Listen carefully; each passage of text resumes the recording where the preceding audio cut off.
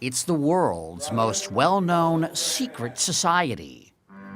Rich with symbols and ritual, it's the source of legends, parodies. Who controls the British crown? Who keeps the metric system down? We do. We do. And conspiracy theories. Because so much organized crime uses the Masonic secret system and the good old boy network to be able to get away with murder. And I mean murder. Welcome to the world of Freemasonry. True or false, the Masons are a secret society? No, that's false. UCLA history professor Margaret Jacob is one of the world's leading experts on Freemasonry. True or false, Freemasonry is a religion? No, it's false. True or false, Masons were behind the American Revolution? False. False, false. Okay, but what about on the dollar bill? The eye and the pyramid? Yeah. I mean, that's Masonic, right? No, everybody says Masonic. In fact, it's a commonplace in the 18th century, that particular set of symbols. True. Freemasons laid the cornerstone of America. Well, at least some of its most iconic structures. So what is Freemasonry? Simply put, it's the world's oldest and largest fraternity. Its membership a who's who of world history. George Washington, Benjamin Franklin, Winston Churchill, Mozart, Davy Crockett, Franklin Roosevelt, Harry Houdini, Gerald Ford, Henry Ford, John Wayne, even Colonel Sanders. If you want to be a Mason, you can petition a local lodge for membership. You'll need to demonstrate good character and belief in some sort of supreme being. Oh, and in almost all lodges, it's men only. Next, you're up for a vote, says New York State Grand Master James Sullivan. The lodge votes to accept you, and then you have the 3 degrees that you go through. Once you earn the 3rd degree, and yes, that's where the phrase comes from, you can join any number of Masonic offshoots. Take Brent Morris. He's a 33rd degree Mason and a historian at the House of the Temple for the Supreme Council of the Scottish Rite of the Southern Jurisdiction. You know, it's that big building in Washington, D.C. This isn't like the Masonic Vatican, but it's an important building. It's an important building, absolutely right. It's one branch of Freemasonry in the United States, and that's our headquarters building. Inside, the Temple Lodge room is a stunner.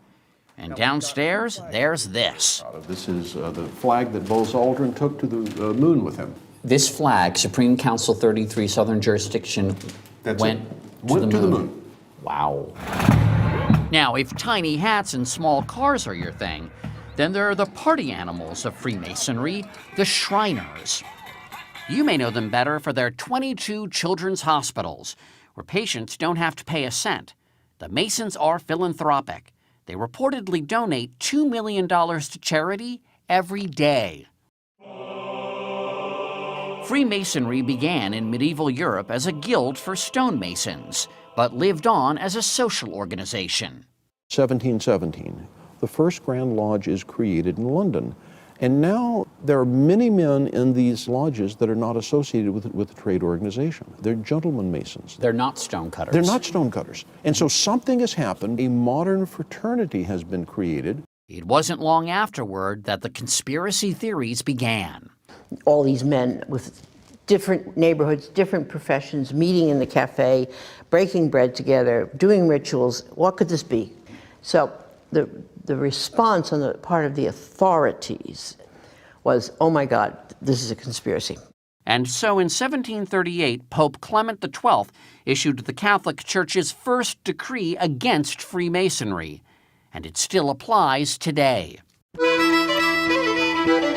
In the U.S., Freemasonry flourished until its secrecy made it the object of suspicion here, spawning America's first third party, the Anti-Masonic Party. It elected 8 congressmen, but lost the 1828 presidential election to Andrew Jackson, a proud Mason. Let us pray.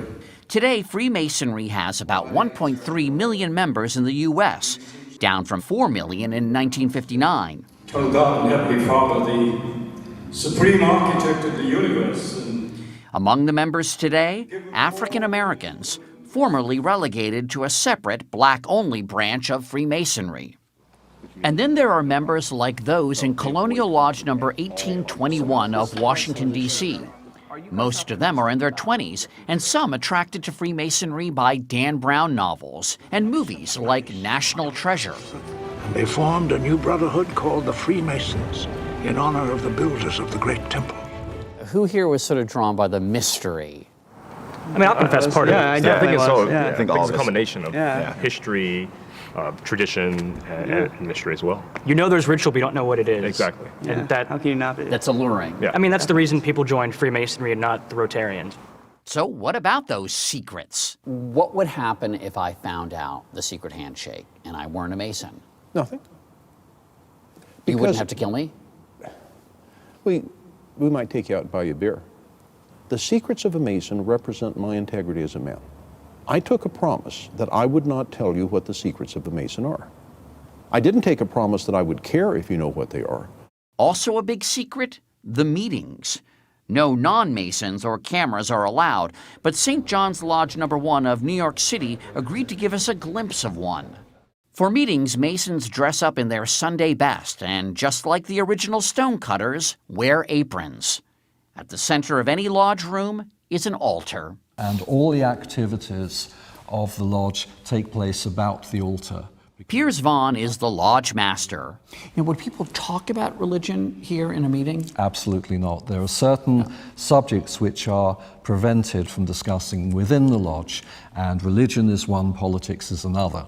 Religion and politics. Someone said that Masons were raised right. Yes. And then there are the ceremonies. Each one teaches a moral lesson related to the legend of one Hiram Abiff, the architect of King Solomon's temple. They can be a little unusual, as pointed out in this recruitment video. Even while blindfolded, try to concentrate on what you are asked, what is said to you, and what is happening around you. Everything will be explained to you in later sections of the degree. When a candidate comes in through the door, he's blindfolded because symbolically he's in a state of darkness, because Masonry is all about moving from darkness into Masonic light. That it's about being unenlightened and then enlightened? That's right. As for what happens after that, well, that's a secret. But for members, Freemasonry is about something much simpler. I have met a group of men that I enjoy being with. These are people that I go out to dinner with, we socialize together. They're guys I like to hang with. They're my friends.